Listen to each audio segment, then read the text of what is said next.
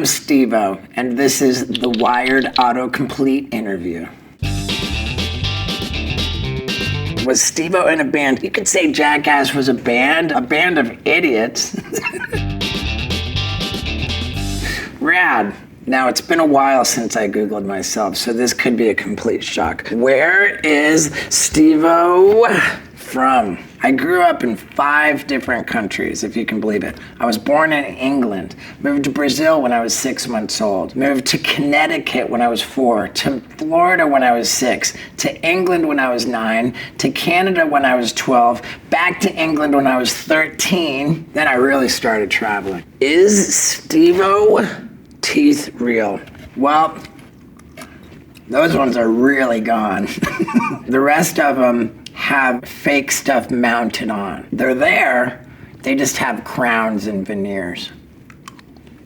Is Steve-O married? I'm not married, but I am engaged, and I wear this ring as a sign of respect. Because let's face it, what's wrong with our society that only women should indicate that they're taken? Is the idea that men should just go and do whatever they want? No, I'm taken. Silly me, I missed one. How is Steve-O?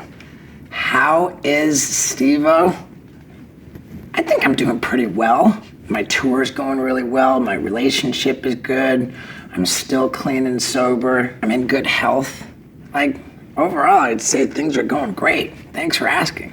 Is Steve-O retired? Nope, I'm not retired. I have recently decided to retire from doing backflips. Of course, I am planning a farewell backflip. I don't want to swim with sharks anymore. I think I can safely say I'm retired from swimming with sharks. All right, looks like we're done with that one.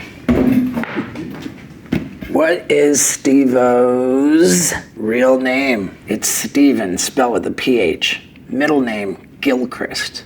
Last name, Glover. What college did Steve-O go to? Now, not only did I go to Ringling Brothers Barnum and Bailey Clown College, I graduated from it, making me the only college graduate on the cast of Jackass. What is Steve-O's bucket list tour? It's a multimedia comedy tour where I screen footage of stunts I never would have been allowed to do for Jackass because a lot of them are flagrantly illegal and some of it's actually X-rated. What did Steve-O's dad do? My dad was a wildly successful corporate businessman. He was the president of Pepsi Cola in all of Brazil. He went from Pepsi to RJ Reynolds Tobacco. And then after that, he went on to become the president of Nabisco International. So if you think about it, soda, cigarettes, and cookies.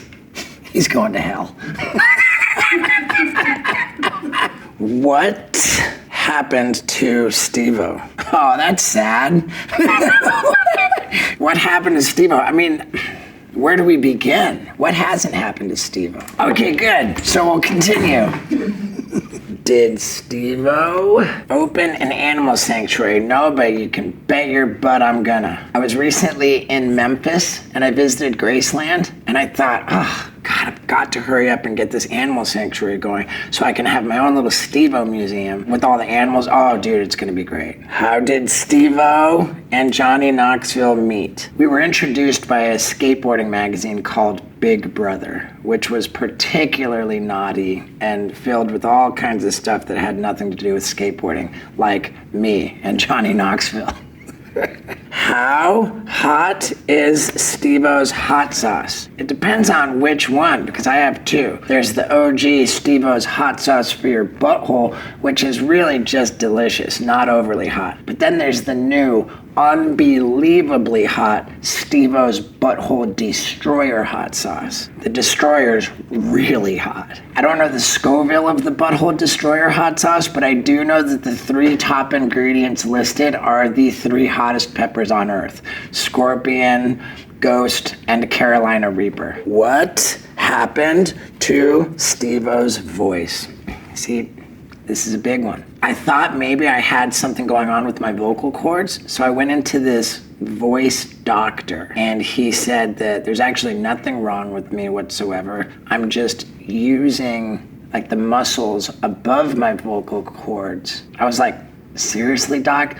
You're telling me I just suck at talking? I've gone back and forth about it. I hired a vocal coach. Part of me thinks it's just trademark. You know, a lot of people have said, dude, your voice is who you are. A lot of other people think it's like listening to a cement grinder. How is Steve-O still alive?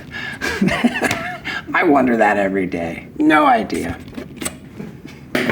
Does Steve-O do meet and greets? I do. I toured comedy clubs tirelessly for 11 years, and after every show in the comedy club, I did a meet and greet with the entire audience. But since then, I've graduated to big theaters, and so now it's like 1,000 people every night, and I just can't meet that many people. It's a limited meet and greet now. Does Steve-O skate? You bet your gosh dang darn butt I do. Been skating like crazy lately. Ripping, in fact. To be clear, skateboard. None of that rollerblading crap. Does Steve-O speak Spanish? I spoke my first words in Portuguese. I spoke fluent Spanish in nursery school. So I learned 3 languages by the age of 3 and forgot 2 of them completely by the age of 5, which might make you think I'm an idiot, but apparently when you learn multiple languages as a toddler, you develop more of your brain. So it's sort of a win and a fail. Does Steve-O still have his back tattoo? No way I'm parting with this thing. Get out of here. That's the thing about tattoos, they tend to stick around. Now there are tattoos that I did get removed. I had the words shit and fuck on my knuckles. I kept it that way for over 10 years. Very proud of how I just skated through life without that really negatively impacting my livelihood. But ultimately I felt it outlived its usefulness and I got those profane words removed, lasered off. But the back tattoo, not going anywhere. All right. Was Steve-O in the circus? I was.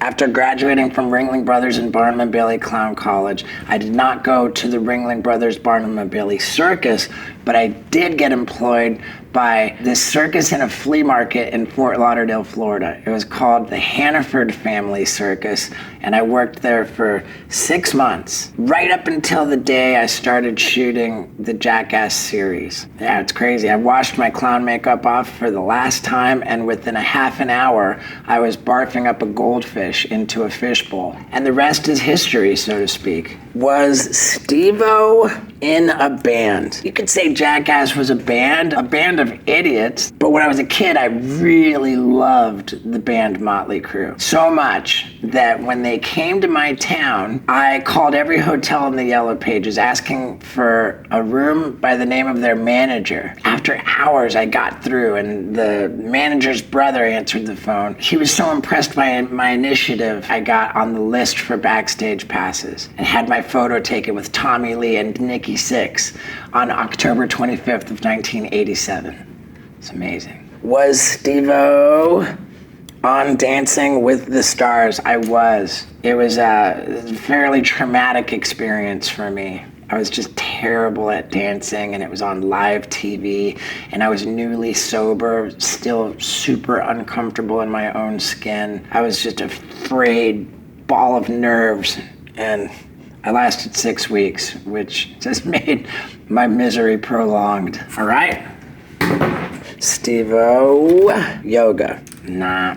And here's the sad thing. I've tried yoga. It's just misery for me. I can't stand it. But my body's begging for yoga. I really should do it. Now, one thing I do is meditate. I actually keep track of it on an app. As of today, I have maintained an average of over 40 minutes of meditation every single day for 956 straight days. I'm creeping up on 3 years of a meditation practice, and I have an unshakable faith that it causes the universe to conspire in my favor. Steve-O, fire stunt.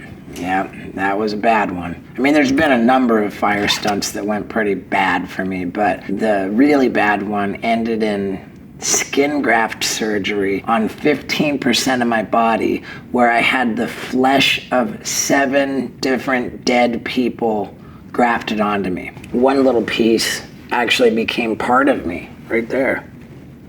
Okay, Steve-O, cauliflower ear. That's a good one. I've been trying for the longest time. I've had the who's who of the UFC Hall of Fame. Chuck Liddell, John Jones, Ronda Rousey, the BMF champ, Jorge Masvidal. Everyone's been trying their butts off to give me cauliflower ear, and my ears just won't have it. Steve-O biography book. My first book was called Professional Idiot, a memoir. It was a New York Times bestseller, arguably my proudest work.